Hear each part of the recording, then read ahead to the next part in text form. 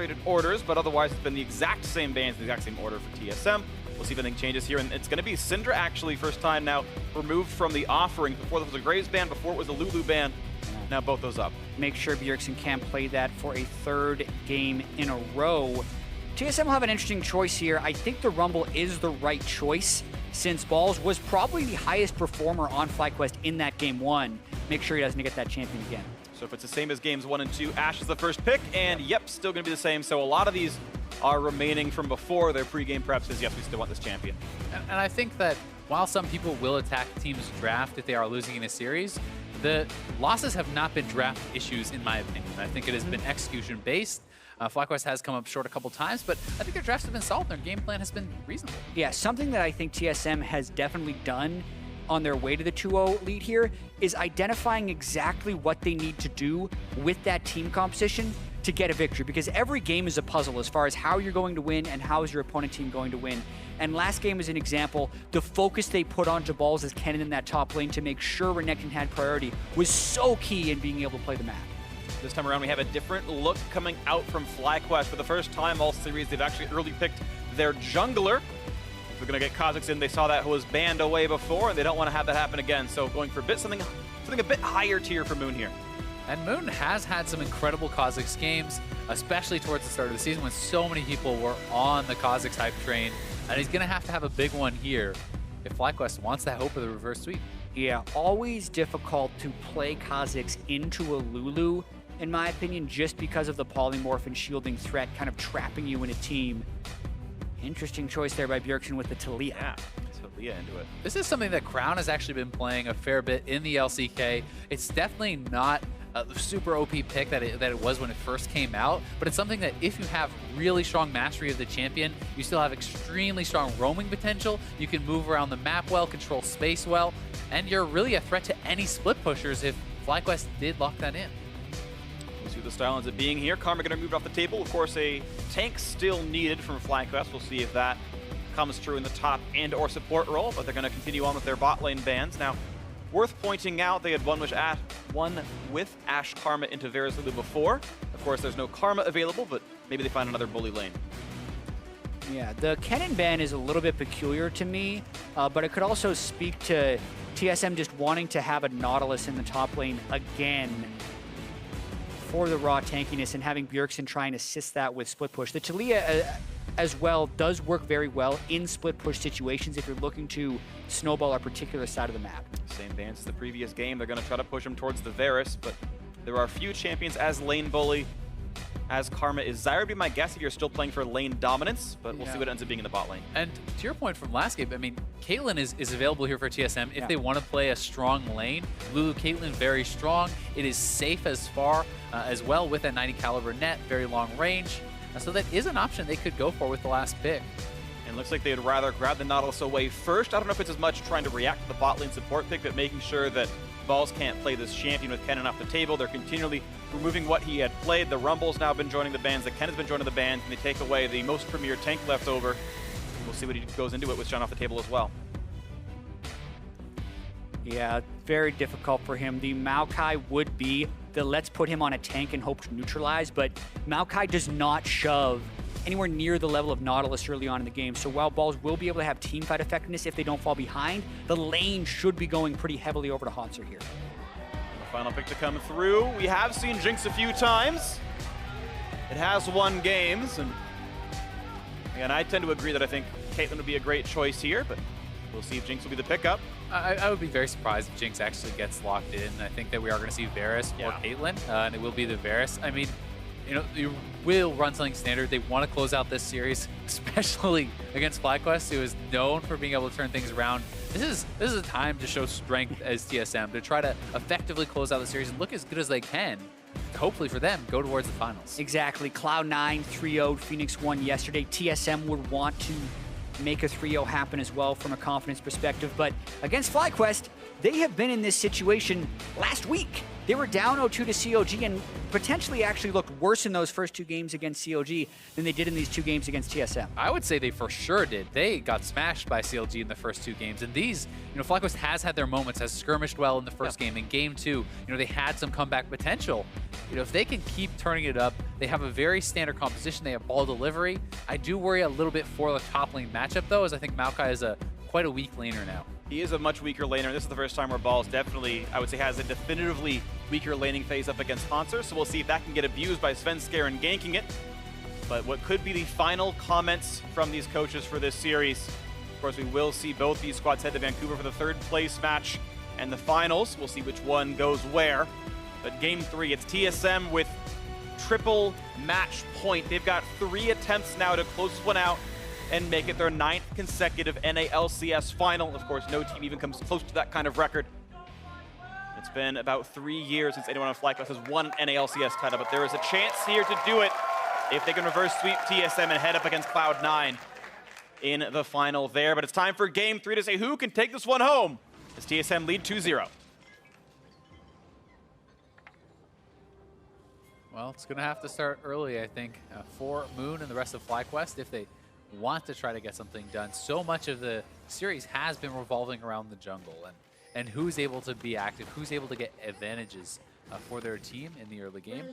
This is a move that you see quite actually frequently with Taliyah, is to go down to bot lane and sneak into that bush if the team pushes forward.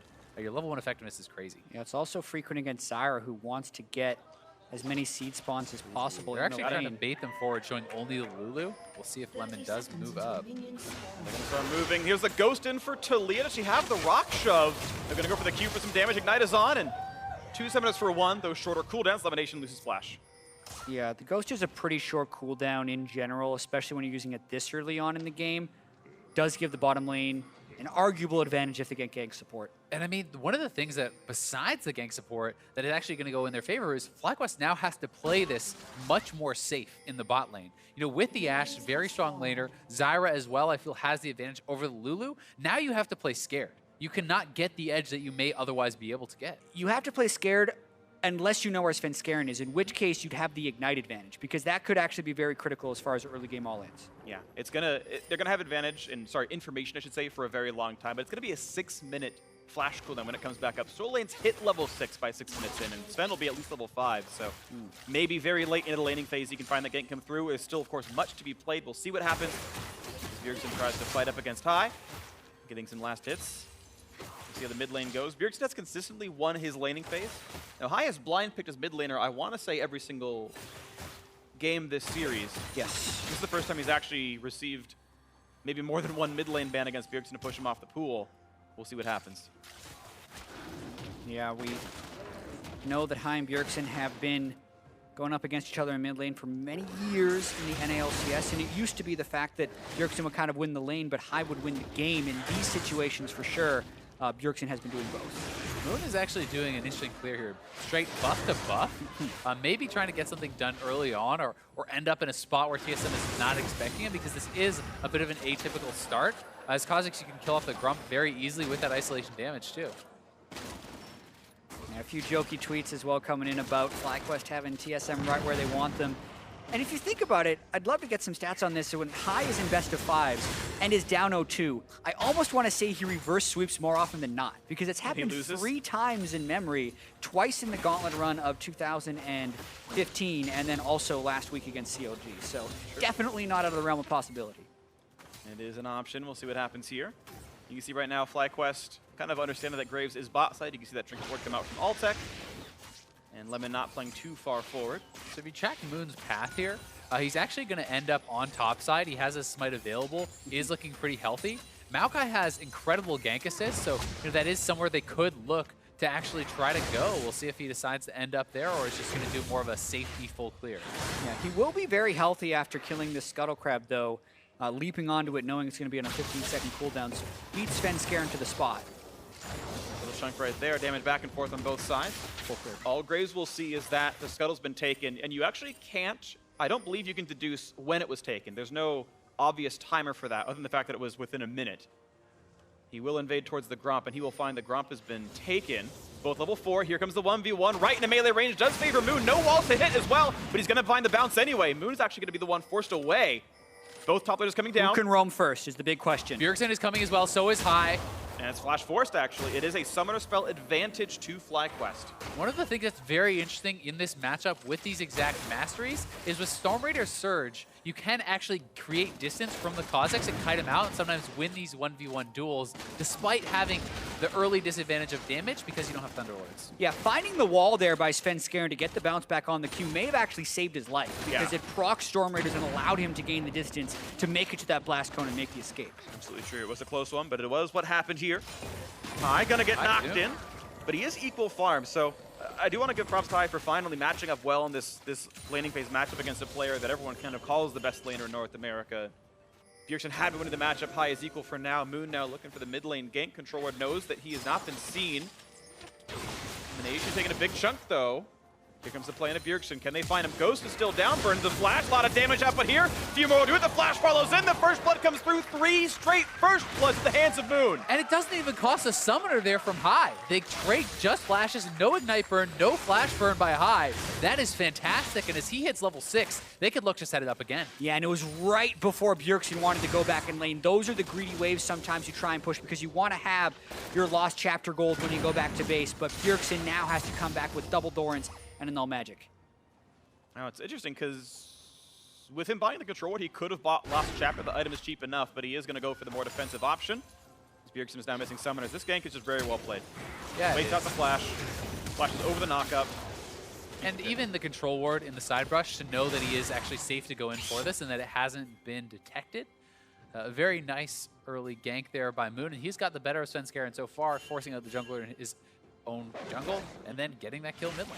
Yeah, just to clarify, Bjergsen's Ghost was down from the river skirmish, not from the level 1 fight, because it still does have that fairly short cooldown, and you use it liberally, but very smart of Moon to punish in that moment.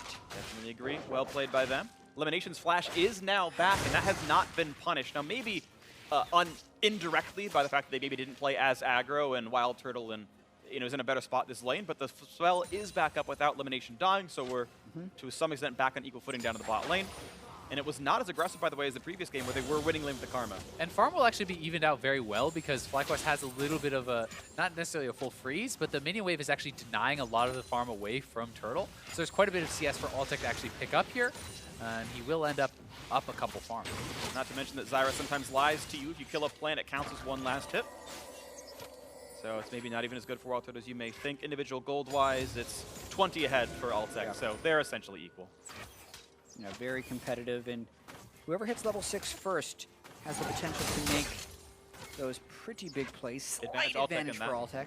Yeah, I mean, Ashe Zyra, level 6 is extremely powerful. If you hit the Ashe Arrow, easy full combo follow-up with the root into ultimate from Zyra, and that can work great with the Kha'Zix gank coming in. Look at this nice play from TSM, the early pressure via jungle and mid, and they get the blue buff steal pretty cleanly. Level 6 in for Graves, same for Kha'Zix. Moon waiting in the wings. And he actually got spotted out by that ward in the brush from TSM, so he thinks he's not spotted because he's by a control ward. They know he has moved by here, and Bjergsen should be playing around that.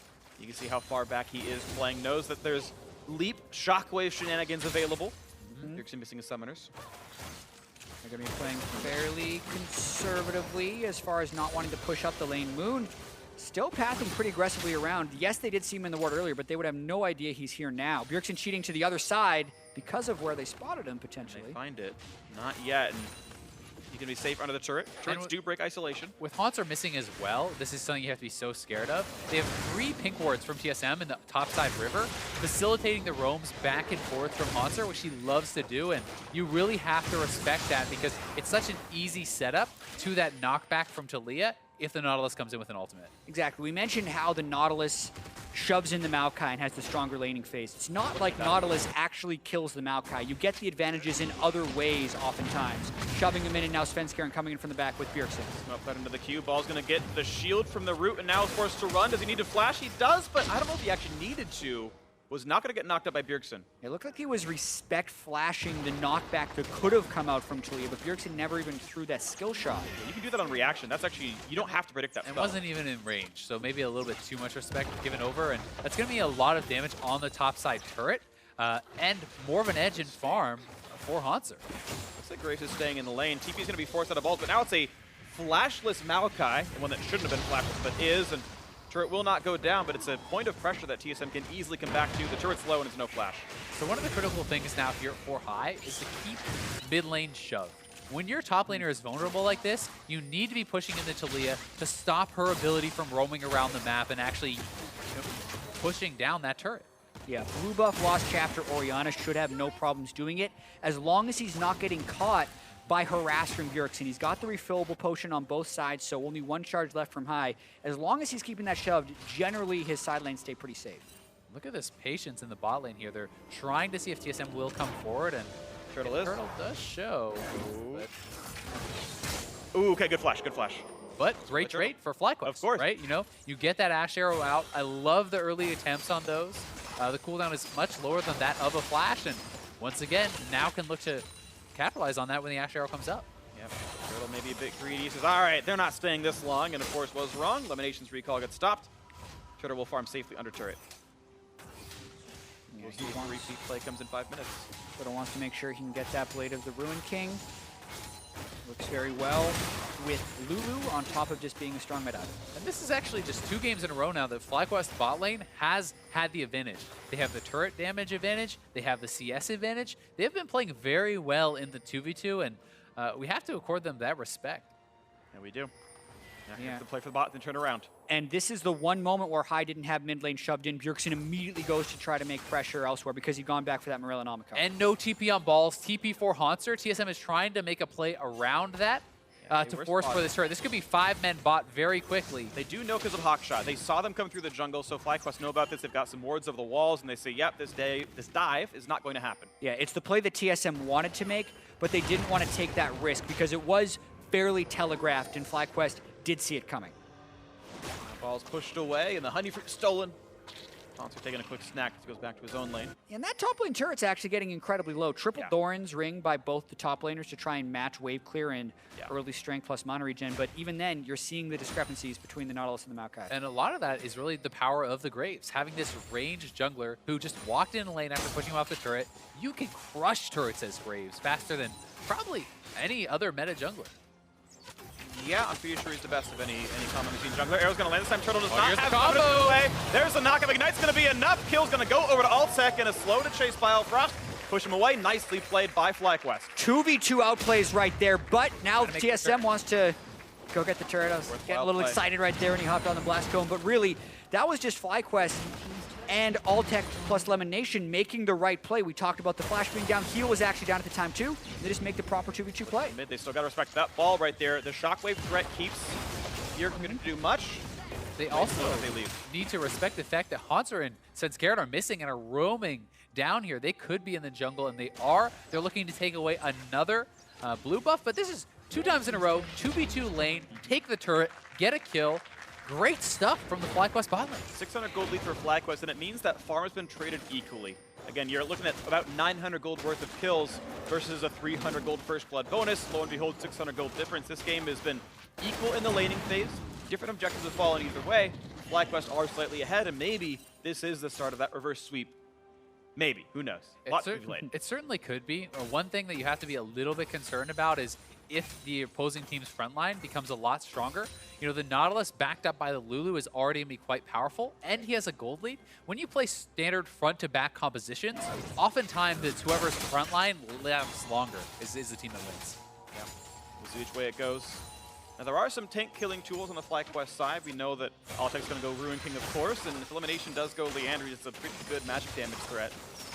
And maybe that gets a little bit better at knocking down Hauntzer's tank stats. We have to see. Yeah, and 13 minutes in, we're not quite at that phase yet. Cloud Drake is the first one up, which is generally looking like it's somewhat deprioritized by these teams, but with the bottom lane being taken by FlyQuest, that's kind of their next objective. So Hauntzer has teleport, didn't make use of it the first time. The balls could match. Does FlyQuest get punished when trying to make this power play down bottom? What happens? Going to be a smite fight for this one. Picked up. Finally, Moon winning a smite battle for what might have been the first time all series. But he does get it, and the blue buff goes away. I'll give him more credit than that. I remember him taking away the Gromp at least in one of the games between the two. But you're right. Well, that wasn't really a smite battle. You know, that was It was a Smite kerfuffle. Okay, whatever. You're right. I don't want to sound for anything, but it is worth noting that Svenskeren has won all the major Smite battles for objectives like Drakes and Barons, and this is the first time I've seen a blue steal that was contested. Yeah, and they get control of that area on top of the blue buff, so it also prevents Bjergsen from roaming on top of that. When that side of his jungle is so warded, it makes him cheat to one side and then not have the same types of roam opportunities. These opportunities do present themselves, but it's been Bjergsen shoving. 7 minion difference, not too big. Going for the early Leandries, the flat pen build, the anti-squishy build coming through for Bjergsen. And it's pretty important for FlyQuest that High gets this level 11 before they make a play towards Cloud Drake. Getting that second rank in Shockwave, much larger power spike than the second rank into Taliyah's ultimate. So if they could make a move down into this Drake area, this is the time to do so. Yeah, and so much of the importance of Taliyah's ultimate is about positioning. It's about cutting people out of the fights, because it's not a combat ultimate. So, you know, Bjergsen needs to position well and utilize that effectively to help set up Hauntzer or to cut off the fight. We're going to find here this gold basically equal again, though. TSM found a good time getting some farm. A 30 minion lead in the top lane to be part of that one. See if they can find that play. Turret is alive and healthy. Yeah, but I don't necessarily like this setup by TSM because it's so telegraphed. They did not have war control of the area. Coming in from balls. FlyQuest trying to counter it. He's way far back, though. They could actually just turn on balls and go for it. Altec's really low.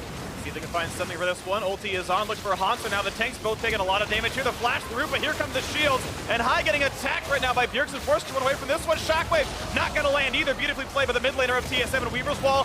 Gonna cut off Lemonnation. 2 easy kills picked up at the end of it.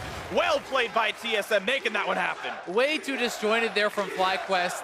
Ball CP's first, but he's so far away from the team, and then High losing the duel against Bjergsen means they don't have the threat of the team fight ultimate. He misses the Shockwave, and that allows TSM to commit. And what keeps happening time and time again in this series is TSM is reacting better in the moment. They're playing the fights better because that was a telegraph move down bottom. FlyQuest wanted the flank teleport, but Altec couldn't move forward. A lot of things went wrong for them in that fight, including High missing the Shockwave, and it results in TSM's early game lead. There we go. Drake picked up, and the second turret of the game means 1,500 gold and the first Drake of the game. TSM in control now.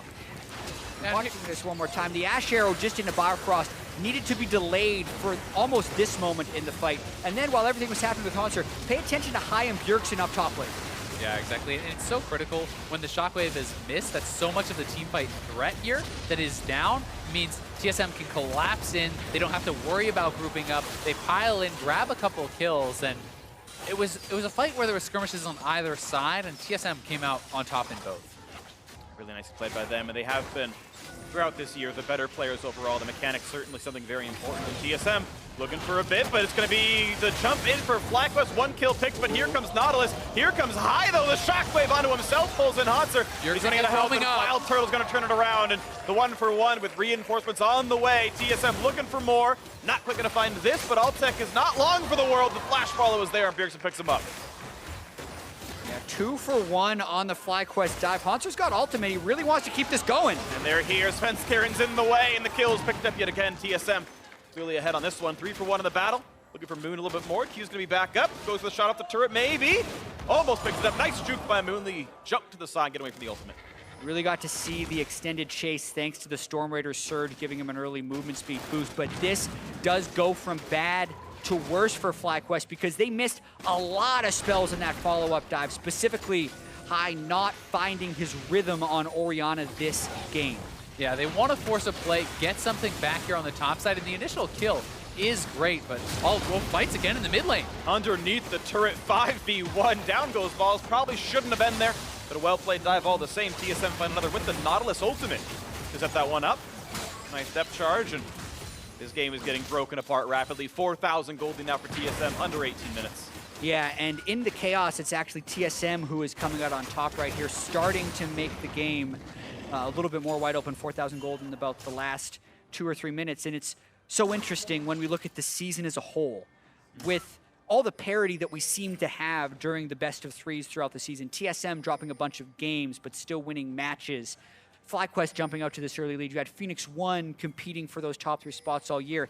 Yet, if TSM does continue to extend this, you could still see TSM and C9 in the finals again with double 3-0s potentially being more dominant than ever in the playoffs. Yeah, it's a pretty crazy turn of events, but Bjergsen moving in here. Not quite getting the kill for himself, but he tried. And I do think it's funny that we can get back to that spot, and you know that would be a rematch of the summer finals from last year in Toronto. And C9, you know, they fell short there, and you know, are looking to have this resurgence. TSM was supposed to be the weaker team without Double Lift, but here they are again, looking to punch their ticket to the finals and looking damn good doing it. Yeah, and TSM has definitely had to change their play style from last split to this split. They do not have the same early game movements that they did last split, but they still come together very strongly in team fights. And here we see one once again. Lemonnation going to be dropped out high, will be stunned on top of this one as well. The root is there. Coming in his Wild side. growth. Shockwave buys a bit of time, but he's still going to fall for this one. Nearly gets the kill. Ignite was never cast, and the damage doesn't come through onto WildTurtle. The chase, not going to be more for Bjergsen, but still a 2 for 0 is solid. WildTurtle with the setup. Nicely done. Just stays alive. The Ignite most likely could have ticked him down, but High may not have even gotten in range for it towards the end of it. TSM just continue to push. Look for this turret. They're not quite going to find it yet. Hauntzer has just been so much more effective at being in the right place at the right time throughout this series. You know, Ball's pushing out the side wave. Yes, he has closed the gap a little bit in the farm, but Hauntzer always does what the team needs and seems to be so effective at doing it. Yeah, and that can spread as well into the rest of TSM's style. You look at some of the stats that someone like Bjergsen would have this split when compared to last split, and he's not tops in many of them. His damage per minute is low, but it's about doing what needs to be done to win the game. And even when you're looking at TSM's season as a whole, they've always said it's about getting better for playoffs. It's not about winning every game or winning every match. And maybe this is kind of what they've been working towards, if they can actually make it into the finals without dropping a single game in the playoffs. Absolutely. And we'll see. Maybe they can even win it without dropping a game if they can make this continue to go against Cloud9. Who will await them if they can close this out or any of the next 2 games afterwards if they don't. Mid lane tier 2 gonna fall, 4-1 in turret. Root's gonna find balls again, and that's gonna be not quite good night to the tree. Won't be not meaning much for Svenskeren either, but Altec gonna get hooked in. That's gonna be a dead Ashe, and down she goes. Oh. The kill is almost there, but they can't quite find it. So many narrow margins, but the gold lead's starting to show itself. I mean, you can't even see Svenskeren's health, and it's really flashback to last game where FlyQuest is down on gold, so close on the margins to making that big play happen off of a high shockwave. But when you're down on gold, those people get to live with the tiniest bit of health, and that is why TSM can go more aggressive and keep getting away with it. Sometimes it's just the experience to have another level that allows you to live with that shockwave high. Last game when he landed the shockwave at pretty much the same time, he was one upgrade from completing Ludens. This time he switched to the Leandri's build, but it's pretty much the same margin of not picking up that kill. Got more AP, and he probably would have got it there. Yeah, close margins, but they're not coming through right now. TSM still the team with the lead. 5,500 up, looking to close it out. And it's also Turtle, despite losing in lane, you know, the last couple of games, has been very effective at moving around the map, hitting his ultimates, catching out balls there. He always seems to get an edge once the laning phase ends because he's moving around well with the team and really hitting some great Paris ultimates. Getting the damage up, but he's making things work, and now it's going to be the Ocean Drake pickup for TSM. Looks like no contest at all, and more permanent buffs going to be added to the roster here. TSM retaining their control. 6,000 up, 2 Drake buffs. Both pretty much out of combat buffs, but still useful in their own right. We'll wait to see what kind of FlyQuest comeback they can concoct. Yeah, at this point, it is becoming more and more difficult, but they need to keep their heads in the game. Most of it, you would think, would be if High can land some miracle shockwave, but it's so difficult with all the lanes shoved in and this giant gold deficit. It is very tough, but they do have good setup and follow-up if they can pull it off with the Ashe arrow, the Maokai flying in, and you hit a shockwave into his Zyra ultimate, gold leads don't matter too much. That's true, as long as the damage is there to actually kill them off. Can you imagine any one of these fights, if he had 500 more, an Amp Tome kills Svenskeren. And that's just what it comes down to, if they have the gold it needs. And we'll see. Looking at the Baron bait, TSM plenty control wards. They've always been good at vision. They're going to find not an arrow target. A quick dodge out for Biofrost. Yeah, difficult try there by Altec. Biofrost was speeding himself up on Lulu, so made it much more dodgeable. And this is the beginning of the setup for TSM. You can see 3 control wards around this area, 1 in the pixel brush, 1 in the side brush, and 1 here in mid lane. They're trying to pull FlyQuest in, and they're looking to get a killing blow fight. And Hauntzer is actually hoping to get the home guard far. Exactly. They're going to be going for a full flank right here. Too far. This is super far away, but let's see if he can pull it off. He's going to run through some minions. Altec's going to see him. Hook is there, but no one's there to reach the target. Moon's going to 1v1 Bjergsen. Look for the solo kill and not going to find it. Bjergsen gets it back. Shotgun catches Biofrost, but the backline is getting evaporated. Lemonnation down in health. Hauntzer going to look for it. Got to find it. 2 for 1 so far, TSM. Altec puts the heal on for the WildTurtle engage. They get the kill picked up. Low. High needs to kite away and stay alive. They get Sven. Yes, they will. 3-2 so far. Advantage to FlyQuest. Balls can't find another kill just yet. And despite Hauntzer finding that flank, he was so far from his team cannot follow up. High does a great job zoning them out with the Orianna ball, and FlyQuest wins the fight. Yeah, and TSM wanted so bad to get the flank teleport, they just seemed to force that play because Hauntzer was potentially in position to help start the fight in a front-to-front. But what ended up happening as this fight played out, and we're going to see in the replay, is TSM almost ended up having to fight a 4v5 through the tank line. FlyQuest maybe staying around too long. TSM is still behind them, and they could get flanked, but Hauntzer actually got cut off by that wall. He can't get through. Now they have to cancel it. We were going to buy a couple of seconds of time, but Bjergsen's in a bad spot. There's the root in onto Balls. Doesn't matter too much, but there's a chase through. Nice pickup by Biofrost and Bjergsen. 5v4 on the map. And Altec has just not been able to hit the arrows when it matters. Misses another big one there, just like last game. Misses the arrow on Bjergsen. Now it's TSM moving towards Baron with the advantage. Such a critical moment right there, having High fall, because again, FlyQuest was hoping to make it back in the game. Now it's 5v4 Baron. Come in now. The damage output here. Moon wants into this one. 6 doesn't help him. Baron. They know it's not down just yet. Ball's the front line. 5v4. WildTurtle and Hauntzer have ultimate, so they want to fight this. Hooks in on the Balls. The tank is going to drop pretty rapidly. Gets a shield, buys a bit more time. Stun's going to land on a Moon, I believe, in the backside. They get them off Baron. If they could get out, that's big, but Balls will be going down. Roots buys some time. He's going to fall for this one. Q's not going to get him away. High is now back up, though. He has to run there, and they did stop the Baron. So while giving up a kill is not great, they avoided Catastrophe off that play. And to kill the wards away as well, so FlyQuest do get a bit of control for now. Yeah, and watching this happen one more time, you see how far away Hauntzer tried to teleport in on because they wanted the full cutoff, but then look at how difficult it is for TSM to actually get into the fight. Yes, Bjergsen wins the 1v1 up top right there, but the Shockwave and the Zyra ultimate just keep the TSM DPS from joining the fight in a timely fashion. Yeah, Lemon was huge in that fight. Triple root into the triple hit ultimate. Great play from him. Zones out the team, and they can't follow up, which, you know, nets FlyQuest another lease on life in this game as they pick up some gold from the turrets and stave off the Baron. And buys some time, but this game's still 5,000 apart. TSM gonna typically win any fights, but it's all about the execution. As you mentioned before, the Shockwaves can always turn things around. And the gold on these frontliners, we talked about it early in the game, is such a big discrepancy now that despite Maokai being inherently more tanky with the ultimate, the Lulu to back up the Hauntzer and a massive gold lead with a full item advantage means the frontline is so strong. Exactly. Maokai's ultimate gives you damage reduction, but a Randuin's actually gives you more damage reduction if you're talking about actual health pools. So does Lulu with big shields, but they're looking to fight once again here. Balls. Locked in the tank, it pops, he'll be into the back line. They go once again. Arrow's going to land up Bjergsen, but he gets away with it. Mikhail's Crucible actually going to be the moment there. Once again, damage on Bjergsen. Nice slow. Moon's going to cut away for this one. Hauntzer back into the front, looks for Balls. High knocked into the air, stays alive, but Balls out of HP and does get flattened.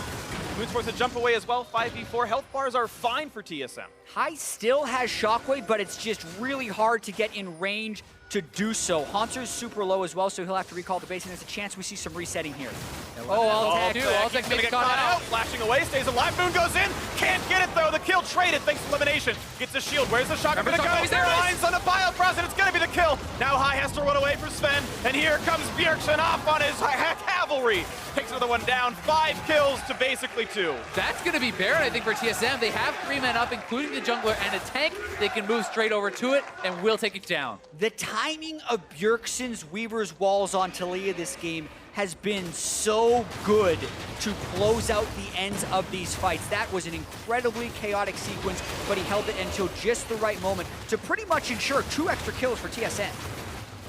Extremely well done by him, and once again, I mean, they're actually delaying now to try to get the Baron on all 5 members. So they're going to chunk it down low, maximizing the buff, realizing there's no threat of a steal from FlyQuest. Nicely done. Well played, TSM. The best play they could have made there. 10 kill to the Baron.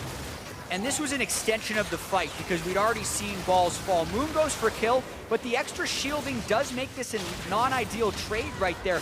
Yes, the shockwave closes through, but it's still Bjergsen and Svenskeren making the run right here. Bjergsen hops off for Altec. Svenskeren makes sure he finishes off high. Good coordination by TSM down the stretch. 2 fights in a row, though. Lemon pretty big there, picking up 2 kills with that ultimate and the plants to follow up on the shockwave. You know, does mean at least they trade something back, but they are in a dire situation, and TSM is looking so strong. Yeah, and FlyQuest really just wants and needs to hold on here. We know that if you hit 6 items, the Maokai is tankier than the Nautilus. The Zyra will scale better than the support Lulu if you can get those maxed AP items in the support role. But it is just such a long distance until they make it to that spot.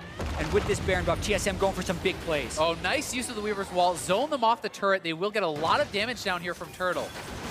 There's going to land only onto the tank. The kill's used again to keep Nautilus, which maybe is not needed. Turret's gone. Yeah, turret's going to fall for this one. Mountain Drake helping as well. 9,000 gold lead. Not going to land the anchor here. Falls down a full tank item. Has a hard time front landing against WildTurtle and Bjergsen and Svenskeren. Siege may continue. 2 minutes left on the Baron buff still. Hauntzer's really just hoping to land one of these dredge lines to start the front-to-front team fight where they see TSM as being the stronger team. And one of the big problems is even if Ball soaks that up, TSM has enough damage. He's not tanky enough to survive. Absolutely. Here comes the next play. Distortion gets sent down to half. Root's going to land on a 1. High's going to take up the CC as well, but stays alive, and it's going to force the disengage. With a half HP Graves, they say, let's reset. Let's go back into that through the jungle. Yeah, it's very difficult to push into that small space against an Orianna, let alone Orianna Zyra. So once anyone was a little bit low, TSM decided to reset. Just got to be so impressed with the solo laners here from TSM. Yeah, working so well together, throughout the season, and coming to this point. It's 1 game away from the finals. They are looking so good again. Make it happen right here. The flash through, the shockwave, but it pulls WildTurtle a bit away. The damage on the Sven is a bit good, but it's not enough to kill him off. And Ball's going to drop right away. Kill picked up. Now the Root, they've got high. They've got the kill in the back lane. Altec's gone as well. There's no carries left. It's done. It's finished. It's TSM sweeping. The reversal not going to come through. The FlyQuest road to the finals ends here. It is TSM making it 9 unbroken finals trips in a row. They head to battle Cloud9 undefeated in playoff matches in 2017, in playoff games even, and they close us out 3-0. The dynasty continues for TSM as they were the better team today and look so strong going into the finals. And they've also been the better team all season. TSM has talked about how they want to finish first in the regular season. They want to have a strong push into the playoffs, and they've done that. They finished the season as the best team in the regular.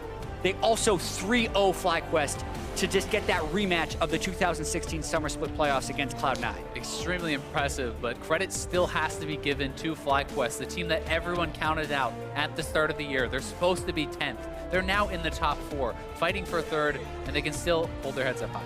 And with how well they played against TSM, this was certainly a closer match than many expected. The quality of their play, you have to consider, they've got a really good shot at besting Phoenix 1. That, yes, you're seeing some sadness on their faces. They knew these games were close enough, they probably could have won. But in 6 days, they will play Phoenix 1. And that match, I think, is incredibly close. Yeah, they're still going to have to recover from this one, though, because both Phoenix 1 and FlyQuest did suffer 3-0 defeats. We can't forget that. These TSM and Cloud9 teams, who were the #1 and 2 seeds during the regular season, showed that they were worthy of that placement. The 3 fairly quick wins, even though they were close for a lot of the early game, once TSM had that edge, they were closing out those victories strongly. Yeah, they certainly will. And I think so much of the credit has to go to Hauntzer.